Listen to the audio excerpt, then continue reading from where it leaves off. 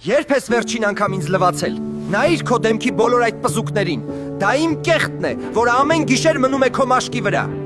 Մի ծածկիր ինձ անմիջապես արթնանալուց հետո։ Ինձ պետք է մոտ 20 րոպե շնչել, որ ջերմությունն ու խոնավությունը դուրս գան։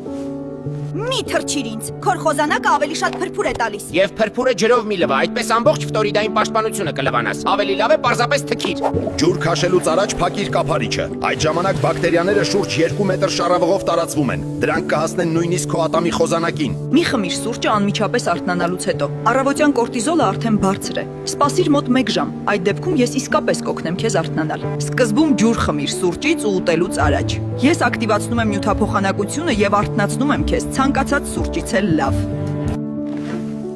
Իսկ դու ինչ ես անում առաջինը արթնանալիս։